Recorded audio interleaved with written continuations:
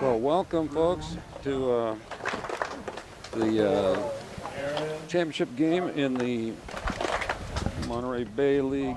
What division is this? The Gablin? The Gavilan division. I get them confused. Yep. This is a production of the Monterey County Herald, the Media Center for Art, Education, and Technology. And before I forget, I'll mention our sponsors. Our game today is sponsored by the Otter Bay Water Polo Club and the Legacy Water Polo Organization, two fine water polo clubs for all age groups. Otter Bay features a master's program, but they both feature programs for beginners and experienced players as well. I am Royal Calkins, editor of the Monterey Herald, and with me today is Rebecca, what do you prefer? Becca Corner. Becca Corner, and Becca is uniquely qualified to do the play-by-play today because her father is the coach of the Palma squad, Scott Corner, and Becca is the star player at the for Stevenson's girls team, which won their game today. What was your score? We won 10-6 against Scotts Valley. So was that for her third place? Third place, yes. Congratulations. Thank you. Becca was the leading scorer today with 5 goals. And this game is kind of the anticipated showdown, long anticipated showdown between the two top teams in the what amounts to the lower division. Later on today will be the higher division championship game between Carmel and Soquel. Palma finished at the top of the league this year with what was their record? I'll find it here in a second. These are two pretty well-matched teams. Each won against the other in league and lost to the other. Yeah, Palma was 11-1 in league play this year, but their only loss was to Stevenson early in the year. The top scorers for Palma this year are Blake Martella. Andrew Wooler is the son of assistant coach Nick Wooler, who played water polo many years ago at UCLA. Their goalie is Chad Stevens. For Stevenson was 9-3 in league. They actually finished in third place, but they got aced out by Harbor in the playoffs, I think. Anyway, they lost earlier this year to Palma, Harbor, and Santa Cruz. The top scorers for Stevenson this year have been two coaches' sons, Logan and Bay Fannin. Their dad, Jim Fannin, is a longtime coach there. And also kind of overtaking them was a player who started mid-year, Aaron Yagmurdia. Yeah, Yagmarlu. Aaron's from Turkey. He played on the Turkish national team. He didn't start the season because not all his transfer paperwork was in, but when he got in the pool, he dominated. Yeah, I think he's tied with one of the Fannin boys for top scorer with 67 goals, even though the Fannin boy, outstanding player, but the Fannin boy had 21 games and the Turkish fella had only 10 games. So he's kind of an emerging superstar. Should be quite a showdown though. Yeah, lots of good talent.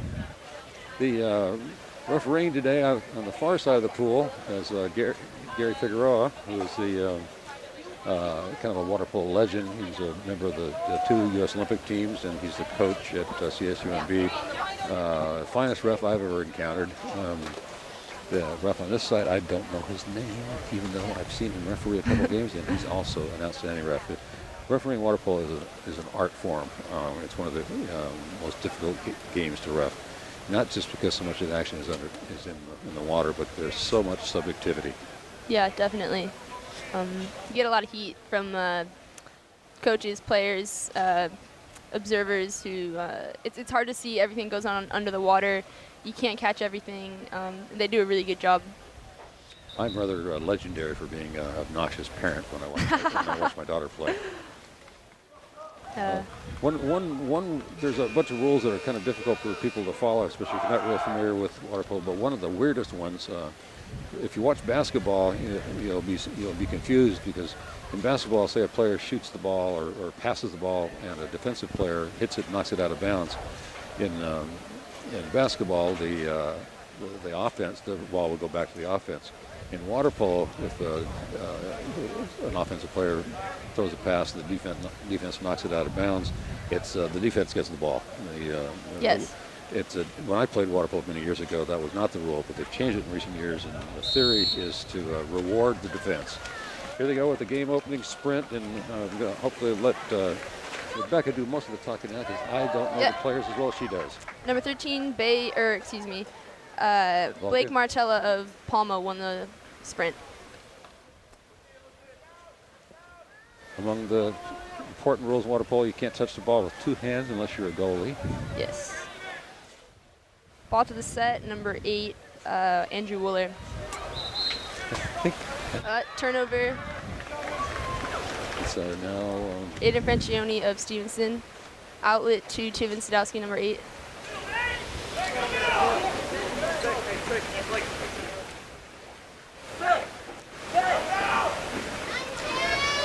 another important steal by Palma, ball back to the back goalie. to Palma. Another important rule of water polo is in most situations you can't take the ball underwater. There are times when you can if you're not really being guarded, if you're not under attack.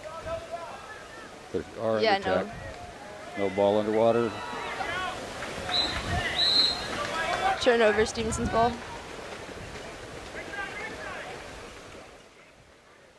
Logan Fannin passing to Galen Manhard. The goalie tipped the ball, so it'll still be Stevenson's ball. Excuse me. Stevenson's ball on the 2-meter. Stevenson's in the white, and Palma's in the red.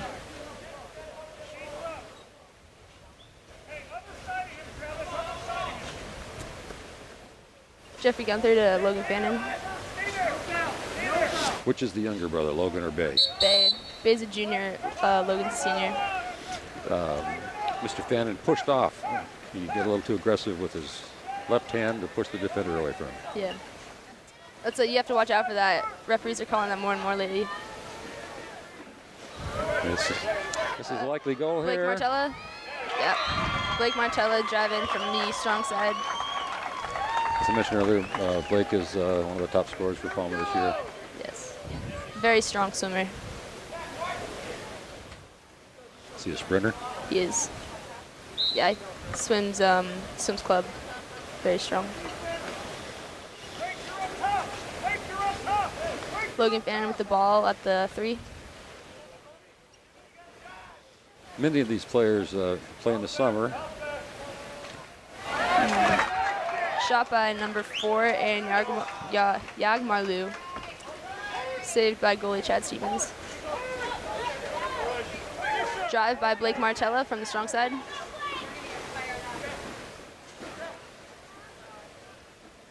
Kind of swam himself into trouble there. Yeah, ball behind him. Nope, steal by Logan Fannin of Stevenson.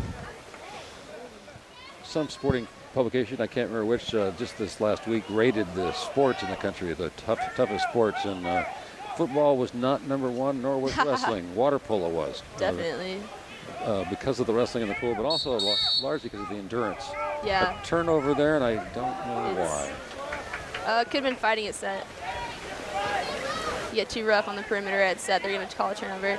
So who's got the ball? Who's the number 13? Blake Martella, drive in. Again. Passing number 14, Samuel Gibbon. Woo. Saved by Aiden Francione. This is a high shot. Nice lob. What's Francione's first name? Aiden. That must be Hank's younger brother. Yes, it is Hank's younger brother. Two very strong athletes. The Francione family is quite well known both on the peninsula and in Salinas Valley. Ejection of number 3, Parker Fisher. So number 3 will be sitting out, so that means that the Stevenson team is a man up. They have 6 field players in at the moment, and 6 on 5. And Palma has 5. So this is when most of the scoring is done. Very good scoring opportunity. Counting on good passes. Shot by Steven Sadowski, number 8 for Stevenson. Stevenson played it perfectly. What they do is they throw the ball back and forth, hoping to get the goalie out of position, because the goalie's on the right side, you shoot to the left. Yep. Change the formation on an offense on a 6 on 5. You go 4 on the bottom, 2 on the top. Makes it a lot harder for the goalie to follow the ball. At the highest levels of water polo, unfortunately, the teams become so even that sometimes, like in the Olympics, about the only scoring that happens is during a man down situation or a man up situation. Or lucky drive. Goalie's out. If he can get it in, it's a goal. Goal by Blake Martella for Palma. The goal kind of floated itself. The ball Yeah. sort of floated itself into the goal. Goalie came out too far. Bay fan was on the one. That's quite a decision a goalie has to make when the goalie's going to stay in the cage and when they're going to go attack the defense. It's sort of, they can make themselves very vulnerable while they're attacking. Yeah, but on a close one like that, you're so close that you don't want to just give them a free shot, Shot by Aaron Margolo.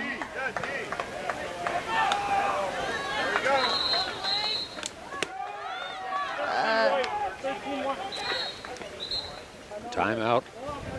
Bay Fannin has been ejected. Oh, was it an ejection and a timeout at the same time? I believe so. This is one of the most difficult sports for spectators because it's so hard to tell what's going on. The referees don't really often explain things. They do some gestures to make it sort of clear. And the rules there's so much subjectivity that even an experienced fan often is kind of scratching their head over what's going on here. Yeah. Usually it can be chalked up to denying a drive. If an offensive player is trying to drive through and you deny the drive on the perimeter, you'll probably get kicked out. It's a good tactic to earn a 6-on-5. It's interesting in water polo. It's a foul to fake a foul. If you pretend that you were fouled, like you're swimming and all of a sudden you like stop swimming and pretend like the person behind you is grabbing you, that is a foul. But Yeah. I've never seen it called. No, it's a tactic actually. You fake the foul to get a free shot. But that's really a big matter of judgment. Yeah. A very subjective game. The game, one of the highlight games of the week this week has been the Salinas Carmel game. They're two giant rivals, and they were very eager to take on Soquel in the next game. Salinas won the game 11-10 with unfortunate fashion when in sudden death overtime bullet. The Carmel goalie kind of bobbled the ball, and it just sort of slid into the goal. It was a horrible way to end the game. Yeah, that's tough for a team. Really good guys on that team. They play really fair. It's a hard loss. Stevenson is man down. Palma's number 13, Blake Martella, took the shot. Tapped in by number 3, Parker Fisher. Is that about 3 goals for Blake? Are you keeping track or not? Yeah, 3 goals for Blake. Or 2 goals for Blake, 1 for Parker Fisher. Stevenson's goal was scored by Aaron Yagmarlu. That is tough. Tough name. Tough name. Tough kid. Yeah. He's a fighter. I'm not too familiar with Turkish water polo, but the capital of water polo in the world is Hungary, and the Eastern Bloc nations are the strongest. The United States does not dominate, even though water polo is extremely popular in California, and it's almost considered, some people think of it as an American sport, but it's really a Hungarian sport. The Bulgarians, Romanians are very strong. Yes. I'm pretty sure it's a reasonably popular sport in Turkey, although nothing beats soccer. Stevenson is man up against Palma. Number 10, Travis Gumke, was kicked out.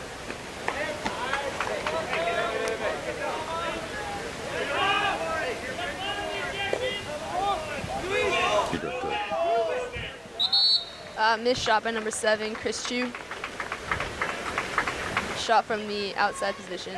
That's a tough one for a right-hander.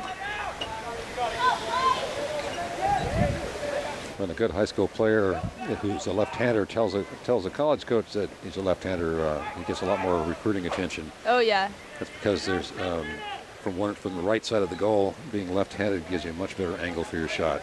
Definitely. Left-hander is so valuable if you can get him in the right position.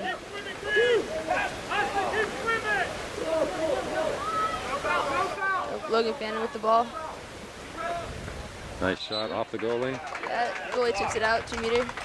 It could really be a wrestling match sometimes in the middle. If you're familiar with the post player in basketball, the water polo version of that is they call it the hole or the set. Yeah. And they kind of Center forward, yes. The offense is supposed to kind of rotate around them. Have a breakaway sprint here with number 3, Parker Fisher from Palma. Fisher trying to Out swim. Swim cross cage, roll out. Oh, dropped the ball, tried to turn in. Good save by Aiden Francione off the arm. It's Carmel ball. Carmel's Palma ball.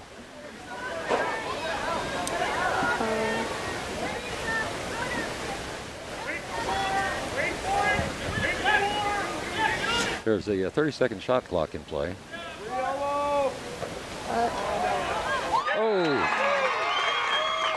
Shot by number 8 from Palma, Andrew Wooler blocked, but then shot back in by number 13, Blake Martello. Blake's having a good game. Nicely in good done. position. Score at the moment is 4-1. Yep, Palma. With Palma's up.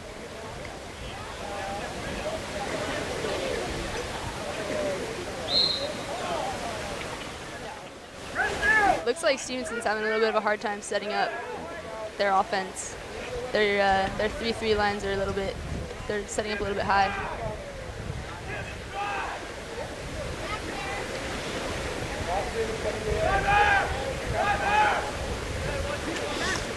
Really crowded in the whole set. Shot by Logan Fannin, saved by He took the long shot largely because the shot clock was winding down. It was about to, the ball would have turned over if he hadn't shot it anyway, so might as well launch it.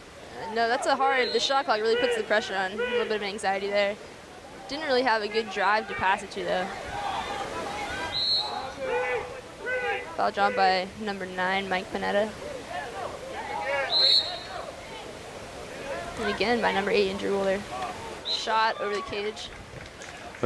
Unfortunately, for the lower levels of water polo, the shot clock's the same at the Olympic level or the under 12 level. Ooh, beautiful lob. Really good lob by Logan Fannin. Almost in. Yeah, just on the edge of the cage.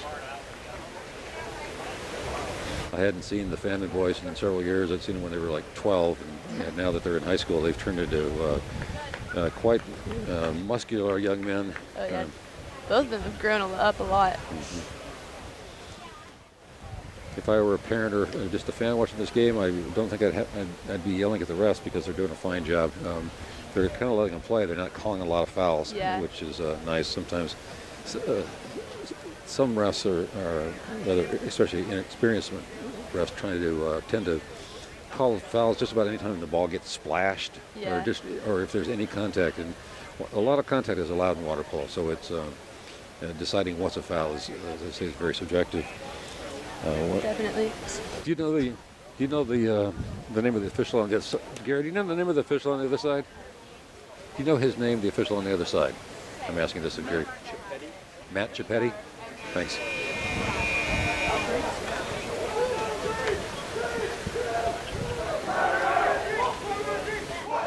I believe Matt Chipetti is from the Santa Cruz area because that's where I've always seen him ref. He's an excellent ref. Gary, though, is kind of the king of the refs. In addition to being the top ref in the area, he's also the assigner. He's in charge of the training the refs and assigning them to the games. Yeah, I love when Gary refs our games because he'll come up to you at the quarter or at the half or at the end of the game and explain to you why a call wasn't made and explain to you how to be a better player and how to play for the ball. Mm-hmm. He helped me a lot at the beginning of the season, playing for the ball instead of for the foul. Changed the game. I played briefly on the Masters team that Gary coaches at CSMB through the Otter Bay program. I did it mainly so that I could tell my old water polo friends that I was playing for Gary Figueroa. And they pretty much didn't believe me. But Blake Martello with the sprint. Palma has the ball. 4-1. Palma's ahead. Bad pass by number 2, Jeremy. I'm actually a little surprised by the score at the moment. I thought Stevenson was really been coming on strong at the end of the season. Yeah, they're having a really hard time setting up. Oh, shot by Aaron Yagmalu for Stevenson. Lovely shot. Yeah, good power shot in your cage. Aaron's doesn't have the size of the Europeans. In the last Olympic game, the gold medal was won by the Hungarians. And the average size of the Hungarian team was 6'4", 240. Yeah, wow. Oh, it's huge. Now that the players at the high levels are so strong, such good swimmers and good players, that tends to be the team with the biggest team wins. Yeah, definitely. Just who has the longer arms can get higher out of the water. Gary Figueroa, one of the rest, was sort of an exception, even in his playing days, because he's not the biggest guy. He's probably around 5'7" or 5'8", but he's a great athlete. That helps with swimming, though. If you can beat the guy with speed. Beautiful lob shot. Shot by number 5, Logan Fannin for Stevenson. The Fannin boys have been playing since they were like 5, I think. Yeah. Coaches' kids, though, too, sometimes do tend to get burned out by water polo. How about you, Becca? I started playing when I was in 8th grade, so it's only been 5 years. No, I still love it. It's an interesting game. It's hard to learn. It makes it more interesting. Turnover, Stevenson's ball.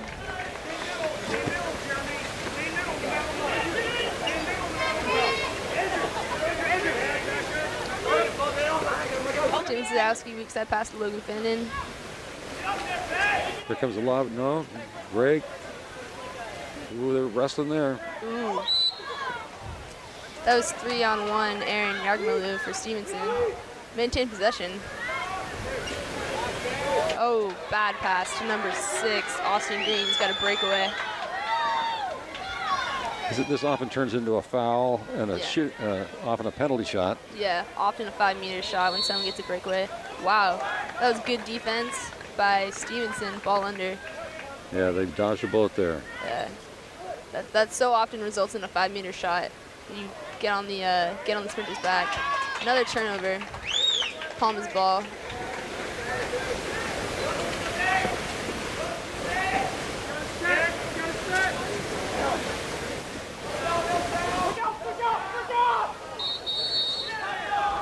Ooh, ball under on number 8, Andrew Wooler, Stevenson's ball. It's getting a little touchy at set. I predict a goal here. Yep, Aaron Margaloo at set with the ball, with the goal. He's done a lovely job. Scores 4-3. Palma out front. Stevenson's catching up. They brought it back. They brought their offense back. They were setting up high and they weren't driving. They brought it back.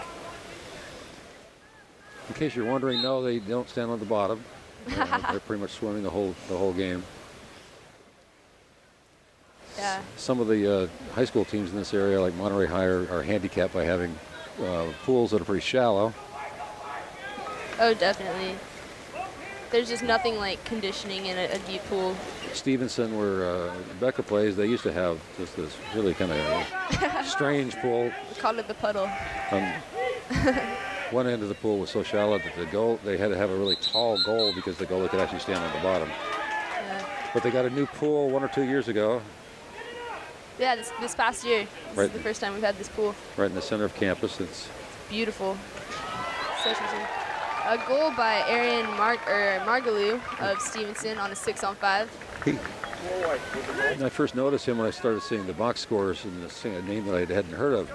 About halfway through the season, I kept seeing this. At the beginning of the season, it was always Fannin, with the high scores, and then mid-season, it was this Aaron. He's scoring 7, 8 goals, and I just scratched my head. I said, "Who the heck is this?" Yeah. He had to sit out the first 6 weeks of the season because it's a league rule when you transfer in. Yeah. He transferred in from Turkey. Yeah, he didn't have his address paperwork in. What year in school was he? He's a sophomore, I believe. He might be a year older, just because of the way the education system works over there. That's the way it is with the English students. Number 14 for Palma, Samuel Given with the ball.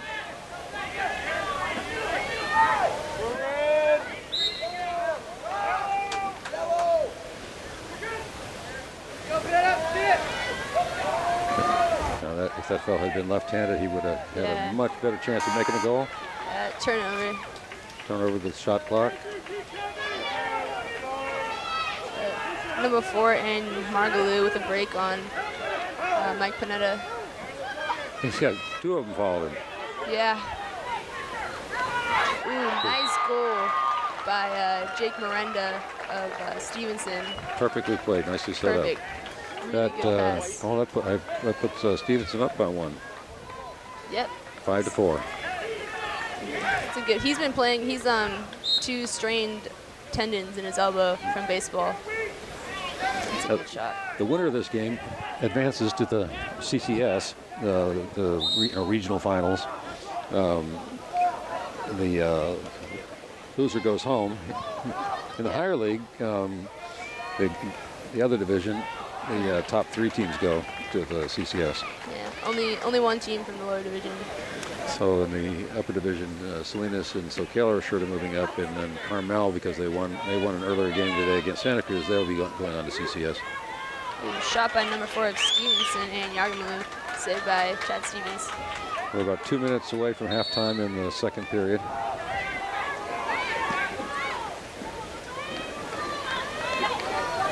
Blake Martello with a break.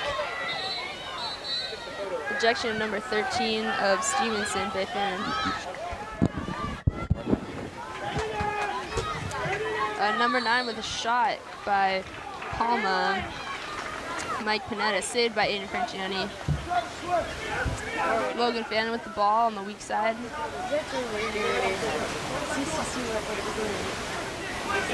Pump faking. Lob shot. Nope, turnover for fighting and set. Wrestling and set.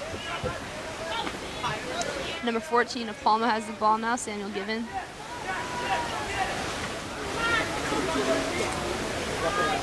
A minute 44 left in the clock.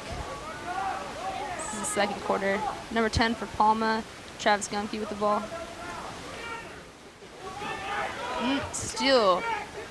2-part play by Logan Fannin and Aaron Yagmerlu.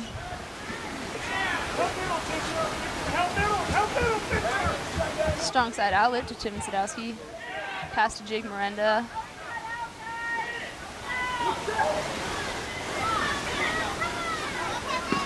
Shot by Jake Miranda, saved by Chad Stevens from Palma.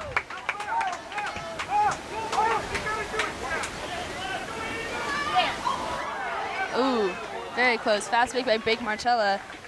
A little bit of a reaching of a pass stolen by goalie Aiden Francione. Jake Miranda with the ball on the strong side.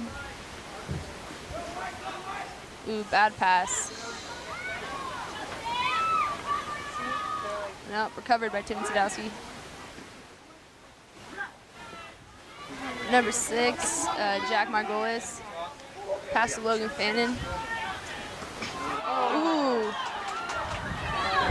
Really good inside job by Jake Miranda. Unfortunately, missed the cage. Number 10, Palma with the ball. Travis Gumke. Pass to Chad Stevens. Only 16 seconds on the clock.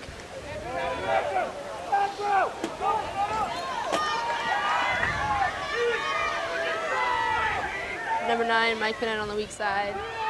Pass to 13, Blake Marcello. 2 seconds left. No, shot did not count. Hey, there are special guests at halftime, and she just walked in the pool, so she's not real well prepared. Meaning I've ambushed her. It's Claire Linney. Claire is the head coach at Salinas High, who's in the next game today, the championship game against Soquel. And I wanted to ask her just a little bit about how her year went. And then I'm going to ask her, her team's played Soquel a couple times this year, and wondering what her strategy is. The first 2 games didn't turn out like she would have wished. And I'd like to talk to you a little bit about the program that she's one of the heads of, the Otter Bay Water Polo program. Tell us about your year so far. Are you satisfied, disappointed, pleased? We're having a pretty good year this year. We finished League 10-2 with our only losses coming to Soquel. So today will be a tough challenge for our kids. We've played in some tournaments. We've played some tough teams and come out on top on some of those and behind on some. So I think we're prepared for this game today, and I think that's helped us be prepared.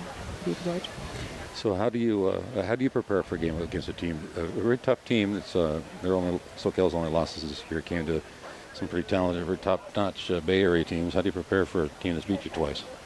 I think since we've seen them twice, we understand their personnel better now. We are missing some key players both times we have played them before, and we have both those players today, so that should be helpful for us as well. But I think it's limiting. They have some major offensive threats, and if we can limit those threats and get good looks at the cage on our offensive side of the ball, then we should be able to compete today. Tell us about Outer Bay. You're one of the founders of the Outer Bay Water Polo organization. I don't know if you hold are you an officer or? My position, I guess, is head coach of Outer Bay, so I oversee all the groups. But Outer Bay is our club program, and we practice mostly at CSUMB and a little bit at Catalina, and we just try and get kids playing water polo all year long, and not only kids but adults. So we have programs for adults who've played before in the past and for adults who've never played and watch their kids and want to play. We try and get them in the water, and sometimes with the younger kids. We have programs for kids yet in high school, and we have programs for kids in high school, and we try and get them in the water in the winter and the summer so that they can continue to grow as players in the sport. So if you're a good swimmer but you don't have any water polo experience, should you be intimidated, or should you go ahead and contact you folks and give it a try? I would say definitely contact us to give it a try. Last summer, we had 2 8th graders who had never really played, and they came out for our high school group preparing to go into high school as their freshman year, and they struggled the first few days, but they made it through summer, and then at the end of summer, they were some of the main players on our JV team this year, so it was good. Who are the other coaches with Outer Bay? Matt Bonsall coaches, he helps coach at Catalina, and he helps with our girls program as well as Sarah Lowe's. Sam Foster is currently working with our youth. Steve Hunt works with our masters, and Kylie Fields works with our beginner adults, as well as some other CSUMB water polo players. It's a great program. Now, to be fair, the Outer Bay is one of our sponsors today. So is the Legacy Group, which offers some of the same stuff. I used to be a member of Legacy. Now I'm a member of Outer Bay. They're both wonderful clubs. They both provide similar, opportunities. We're fortunate to have 2 great clubs in town. Most of the players playing today have been affiliated with one or the other. Well, I know Claire wants to go get her team prepped and in the water, so I'll let her go. Thank you so much for stopping by. Yeah, thanks for having me. So now they change sides at the half. So now Stevenson will be going from our right to our left. Palma going from our left to the right, and Palma's still in red and Stevenson's still in white. Score is 5-4. Stevenson's up by 1.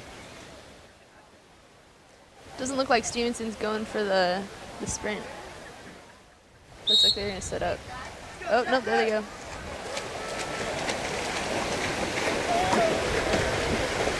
Ooh, close one. Ooh, nice win by Jeffrey Gunther, number 18 for Stevenson. Logan Fannin with the ball. Ooh, Jeffrey Gunther with the break on Blake Martella. Uh-oh. Right-hander on the weak side. Earns the foul. Ooh. Beautiful nice. tip in. Excellent tip in by Tim Zadowski. Yes, it was a the goal. Drive. Stevenson up 6-4. Now, players, when they have a break like that, when it's just them on the goalie and somebody trailing behind them, they're really supposed to do kind of a one-handed shot, a tip shot, a screw shot. A wet shot or a tee shot. But a lot of players these days kind of aren't able to get that. They end up rolling over on their back and taking the shot, and it almost never works. No. It's always better if you have, we used to call it a screw shot or a tee shot. Yep. And it just with those shots you're able to really shoot as you're swimming, and you don't have to stop. It's difficult. It requires an extra, like a kick. And shot by number 8 of Palma, Andrew Wooler. Brought it up 5-6. He's also an underclassman, isn't he? Andrew Wooler is either a junior or a senior. Like I said, his father played at UCLA. They also have a volunteer coach at Palma, Dan Klein, who was was the goalie on the last San Jose State team, and he's been the goalie on the Outer Bay Masters team for quite some time. He's a great fellow, great goalie coach. Both teams are very good, very experienced coaching staff. Rebecca's dad, Scott, is kind of an anomaly in water polo because he's really a soccer guy. I don't think he ever played any water polo, did he? No, never played water polo. Started the same time I did. He's a great coach, and he's also a wonderful teacher. Teaches economics at Palma, and much honored in economics. My daughter went to Salinas High, but I would have loved for her to take one class at Palma, and that's his class. Yeah, my dad said the same thing. He wishes I could take his economic class. Okay. Whoa! The 5-meter shot. the Number 12, Galen Manhart of Stevenson was holding on to number 3 of Palma, Parker Fisher's arm as he went up for a tip shot. yeah, Palma was very well situated. Without the foul, they Yeah. probably would have tipped it in, so it might have been a good foul. Andrew Roller with the 5-meter shot. It's just like a penalty kick in soccer. Now that was close. The rule is that the shooter has to shoot instantly when they blow the whistle. And he took a little pause. There was a hitch in his shot, and I think Gary Figueroa almost called him on it and disallowed the shot. You could tell he was kind of thinking. Yeah, skip shot. That was a it's a good shot. It's a lovely shot, but you gotta shoot right now. Gotta be immediately. There's also Bad set pass. There's also an unusual rule in water polo. If you're fouled within the first 7 meters, within 7 meters of the goal, you can't shoot. You have to pass it out to another player. You can't shoot until some of the other players on your team has touched the ball. Yeah. But if you're fouled outside the 7-meter line, where there's a 5-meter. The the 5 yellow meter, line's excuse the me. 5-meter. If you're fouled outside the 5-meter line, then you can take a shot. It has to be an instant shot. You can't fake. You can't pause. You don't see it actually taken very often. No, not unless the set pushes all the way out to the 5. Sometimes that can be a tactic of the set player if perimeter game isn't totally up to snuff. There's a kick out against Palma, resulting in a very quick goal by Kick out of number 14, Samuel Given. Pass by Steven Sadowski to number 5, Logan Fannin. Excellent tip shot. What number is the Turkish fellow? Number 4? Yes. What's his name? Eden? I'm going to forget the last name. Aaron Yagmarlu. Aaron. Yeah. If you haven't figured out now that at least half of your announcing team is very amateur, you're slow.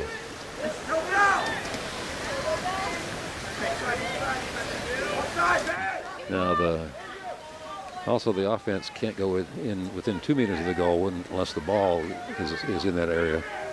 Looks like Palma's setting up with a 4-2 offense. They're a little bit off. They weren't The shot clock was set up for passing. there. The shot clock was running down, so rather than just let the ball turn over in the mid pool, the Palma player dumped it, threw it in the corner, to just kind of take some time away from the offense. Yeah, wears down that 30 seconds. Pass by Chad Stevenson, number 13, Blake Martella of Palma. I'd say there's going to be a foul called Yeah, here right about now. Nope. Beautiful job by Martella. Strong cross-kick shot. Takes a lot of strength to have somebody holding on your back, pushing you down into the water, and to be able to get up high enough out of the water to make the shot. Definitely. Get it back! Even the really strong shooters out here, the most important muscles they're using is not their biceps, but it's the abdominals and the legs. Oh, yeah. Crazy abs. Your abs, you use them for throwing and you use them for egg beating, so they're always engaged. You can often tell at the end of the game the players get tired and the ball starts shooting over the goal because they're kind of laying down in the water rather than being upright. Ejection of number 10 on Palma, Travis Gumke. Stevenson is up on a 6-on-5. Tried to pass it inside from the top. That's never a good pass. Almost recovered by Jeffrey Gunther. Yeah, recovered by Jeffrey Gunther. He fought that. They're padding their steal statistics there. Ooh. Wonderful skip shot, but with too high over the goal. So Palma the ball. Scores now 7-7. There's just over 3 minutes left in the third quarter. It's close. 7-7 tied. Andrew Wooler and Logan Fannin. Quite a fight going on there. Because he has a hand on the ball, the other player Hasn't let go of the ball yet. Didn't earn the foul on that. That would have been in basketball automatic foul if you pounded that guy, but since he was holding the ball, he's kind of susceptible to getting pounded. Yeah. Looked like he was working for the shot. Just didn't quite. He was in position, just didn't. Head was underwater. Stevenson has the ball. Logan Fannin. Steal by steal by number 2, Jeremy Dix of Palma. Fannin tossed it to one of his fellow players who wasn't looking around. Number 14, Samuel Given with the ball. Pass number 8, Andrew Woolley.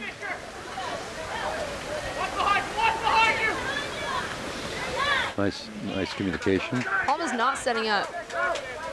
Palma's got a 3-2 with their defender staying back. I think they're trying to run a 4-2, but that was an example of one of the shots where you can shoot from outside the 5 once you've been fouled. Yeah. Aaron Margaloo with the ball. Ooh. Another goal by Aaron. Scored. Oh, what was that? What happened? To a slug? It looks like a little bit of a kick after the shot, but that was a good shot. Good turn. He's got a cannon, whether he's shooting from the outside or he's shooting from inside the 2. Yeah, he's a very smart player. He keeps getting open. That's not an accident. Yeah, he fights for that open water too. He's always got 1 or 2 people on him.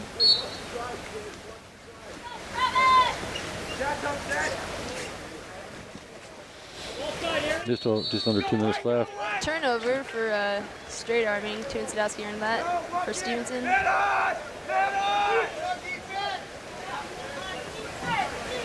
It's hard earning the foul on the top on the perimeter because you can't always get a driver middle, and that's really what you want when you get that offensive foul. In water polo, unlike basketball, it's pretty much unlimited fouling. If you're ejected 3 times in a game, you're out for the rest of the game. But other than that, they don't keep track of how many. Well, they keep track of the fouls, but it's not 5 fouls and you're out like in basketball. Yeah. Sometimes that leans itself to the game getting a little too rough.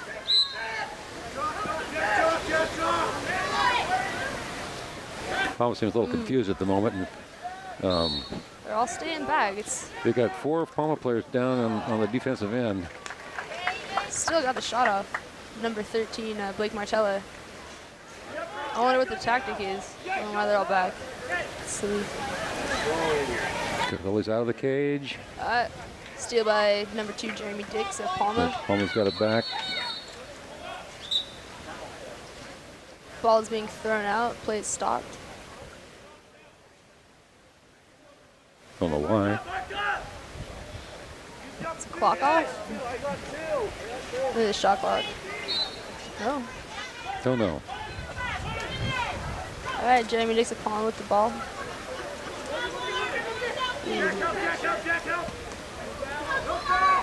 What is their play? Andrew Waller.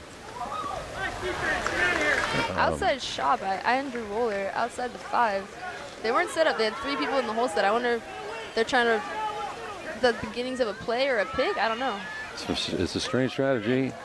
Shot by number 4, Aaron Margaloo of Stevenson. Save for Chad Stevens. Ball almost slid past the goalie, but not quite. Nice save. Close one. It was a low shot. There must be a tactic. Yeah.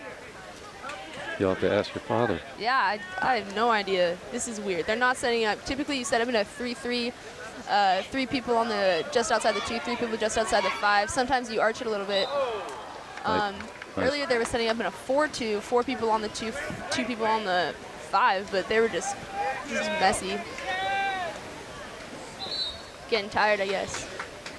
Okay, third quarter's upon us, so we'll take a break here. It's 8-7 Stevenson, and we'll be right back after the break. This will be old news. This broadcast will be shown in delay. It won't be live, so it'll be old news by then. But I just learned that the Salinas girls team won their championship today over their friendly rival Monterey, 8-6. So the Salinas team, which is in the lower division, will be going to the CCS. A tough loss for Monterey, and I'm a Salinas fan because my daughter went to Salinas, but the Monterey girls are. My daughter played with them in Junior Olympics for quite a while, so I certainly can't root against them. Melanie Mayon and Shannon Fry especially have just had sensational careers at Monterey.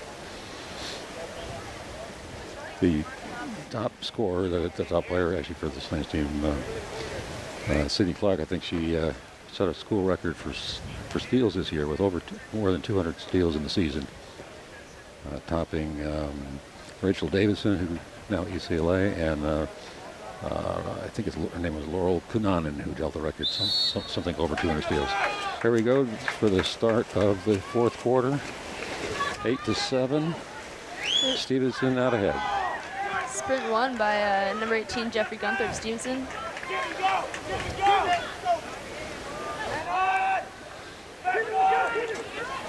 Ooh, almost stolen by number 9 of Palma, Andrew Wooler, Mike Panetta. Expect this quarter to get very physical. Close game, Yeah. two well-matched teams. Steal it set by number 10 for Palma, Travis Gumke. There won't be much loafing in the fourth quarter. No, this is a lot of white water to be expected.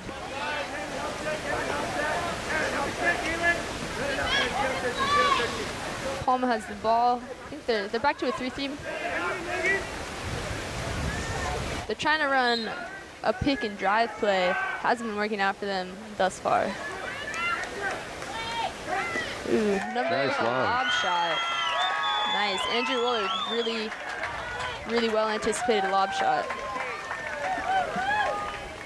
The game is tied 8-8.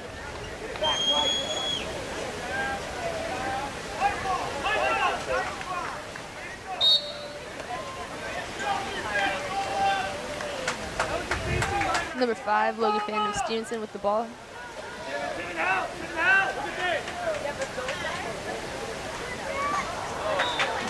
Nice block. Palma's starting to slough off of the weak side of the top onto Aaron Margaloo.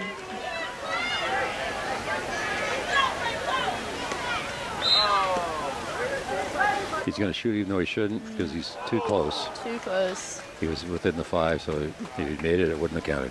Missed shot by number 13 of Palma, Blake Martella.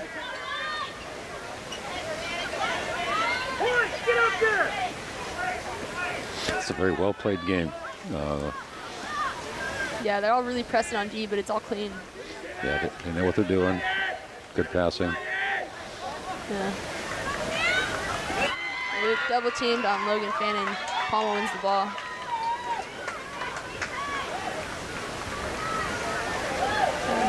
I doubt Palma's going to let either Logan or Aaron shoot again. Mike Panetta with the ball. That had to be fouled. Yeah. Offensive foul turnover, Stevenson's ball. Aiden Francione to Tim Sadowski. Strong side perimeter. Pass back to Jeffrey Gunther. Aaron Yagman double teamed in the middle. Tim Sadowski with the shot, near side, no good. He didn't have the angle there. That's it's pretty easy for the goalie to block that one because he's got such an angle. If he's on the strong side, all he has to do is lob it, but sometimes it's hard to think that way. Almost got a good break here. They got a man up. Just needs to walk it in. Samuel Givens with the ball. Ooh, really good shot. He rockets it in. Yeah, he walked that in at least 4 meters. That was a good, very controlled play. Makes it 9-8 Palma.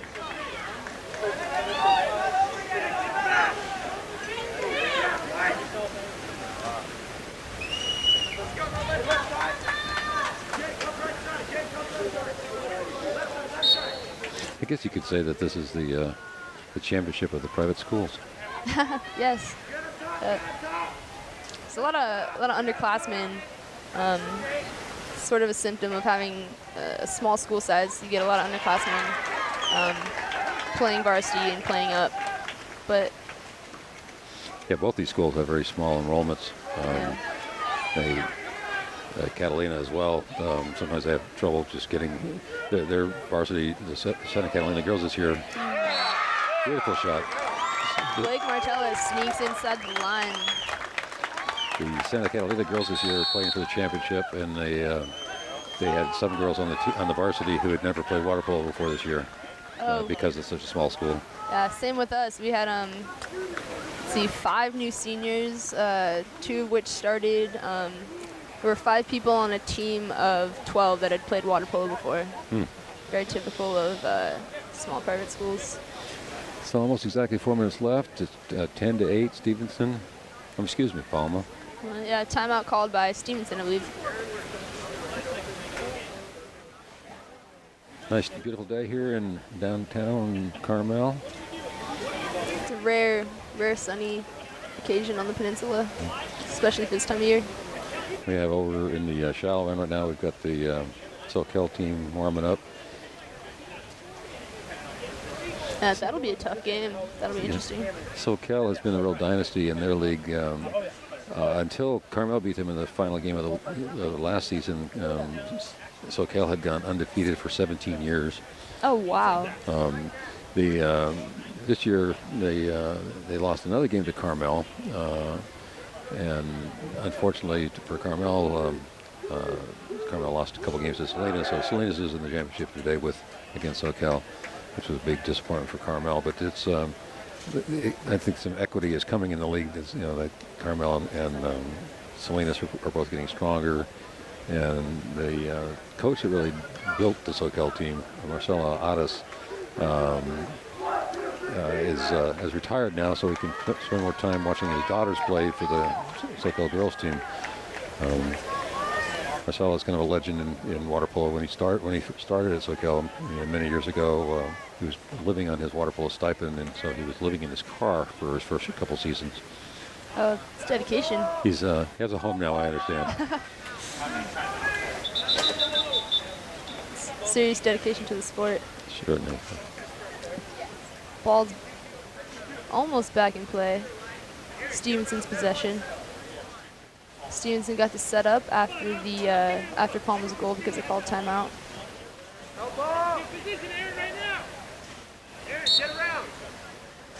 Palma is fronting Stevenson's hold set, and Yagmerlu. It's gonna be. They're starting to try to deny him the ball rather than the normal position is to be behind him. Yeah. But now they're trying to keep the ball away from him, which is a good idea because he scored a lot. Now Stevenson's a man up. Yeah. There's an ejection on the whole set defender. Travis Gunke. That's the tough thing. If you can slough, that's really like you'd almost rather do that because getting the kick out. I mean, it's almost a guaranteed goal if they know how to pass the ball around. The key here is their passing, clean passes, dry passes that you catch in the air instead of off the water. That's turnover. The turnover because Stevenson, one of the Stevenson players, was within the 2-meter line without the ball. So it's like sort of like icing in hockey. Yeah. That's really frustrating when that happens. Players caught inside the shoe.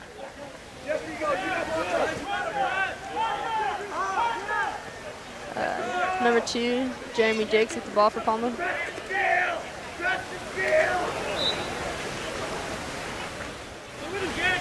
Palma's still running a 4-2 offensive.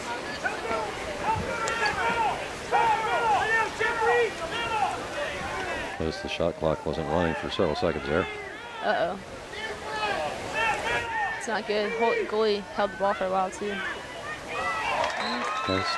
Shot by number 5, Logan Fannin with Stevenson. Off the goalie, so Stevenson keeps the ball, retains possession, and gets reset on the shot clock for 30 seconds. Free throw at the 2-meter when the goalie tips it out. Got 2:40 left in the game, and Stevenson's up by 2. Ooh, pass too high from Bay Fannin to number 18, Jeffrey Gunther of Stevenson. Into Aaron, and Ball lost the set. looked like a foul to me, but Yeah, it looked like holding, but I'm not the ref. It was stolen by a slough. They typically don't call it when it's when you're being sloughed on, just because they want to favor the defense. They want to favor clean play.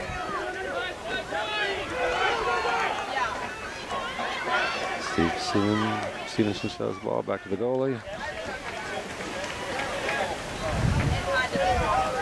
Weak Now side outlet to Bay Fannin. Now that time they turned the shot clock on too early. Maybe they're trying to make up for the last time.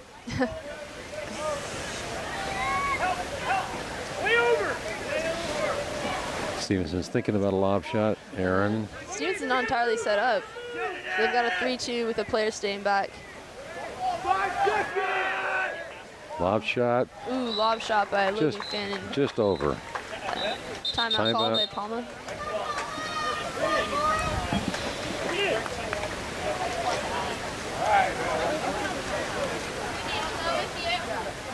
Let's see. Must have some question for you. A minute 43 left in the game. This is one of the nice times when they didn't schedule SATs on game day. A lot of tournaments get kind of ruined by a lot of players being out because there's a lot of junior players having to take their SATs, and the SAT kind of doesn't wait for the players. No. SATs, they're very, it's a busy time of year for upperclassmen. You know, the folks who talk about, these kids today and how they're all bums, they should come out and watch a water polo game and talk to some of these kids. There's a tremendous correlation between water polo and swimming. Correlation between water polo and good grades. I don't really quite understand why, but I think one thing is, if you're a water polo player, it's cool to have good grades. It's not uncool like it is in some sports. Back when I was playing back in the 60s, the water polo players and the swimmers were dominated predominantly asthma kids. Doctors were prescribing water polo and swimming for kids who had breathing troubles, and I think that there was a correlation back then between the kids with asthma and kids who studied a lot. And I think that might have actually started the trend, but it's continued this year. When I would drive my daughter to water polo tournaments and drive her team, they'd be in the back in the van. They wouldn't be talking about boys or homecoming. They'd be talking about physics class and and chemistry homework. Yeah, definitely do a lot of homework on the bus to and from games. Kind of water polo players tend to be sort of proud of being a little bit of nerdiness. Yeah. Definitely. I think similar with soccer, it could be like a team sport thing. There's a lot of correlation between athletics and having an organized schedule and good academics. I encourage my daughter to play because I learned early on that a tired kid is a good kid. So we got a minute 40 left. Stevenson's up by 2. Palma is desperate to score soon. Palma tried to run a pick, wasn't entirely effective. Earned a foul. Ooh, backhanded shot. Nice backhand Pretty attempt. good. Nice. High corners, number 9 for Palma. Mike Panetta. Saved by goalie Aiden Francione. Stevenson ball, a little 2-on-1 action going here. Looking to get a steal. Ball stolen by Palma, Jeremy Dix. Just over a minute left. Palma needs to score pretty quickly. Ball pass back. Oh, they're running out the clock. They're not going to be able to do it. They should know that there's only a minute left. There's going to be a turnover. Yeah, they're just trying to run out the clock now, keep their advantage. Oh, I had it backwards, didn't I? Who was ahead? Yeah. It's not, because there was a minute left in time, it's a 30-second shot clock. They're going to lose the shot clock, and Stevenson's going to have another chance to score. Well, Stevenson's desperate to score. Yeah, down by 2, that's tough. Ooh. Nice save. Lob shot by Aaron Yagnalou. Ooh, breakaway by Palma's number 9, Mike Panetta. He's got a guy behind him, trailing him that he should pass to. Yeah, he did. Yeah, should have just swam straight. Ooh. Skip shot, nice stop by the goalie. Tough angle of a shot by Blake Martella. Ball's likely to go out. Yep. 11 seconds left in the game. Timeout with 11 seconds left. No, I was getting the score backwards a minute ago, so I apologize to both you listeners. Got 7, 6. Palma with the ball. They're gonna run out the clock. Not gonna go for the goal. 2 seconds left.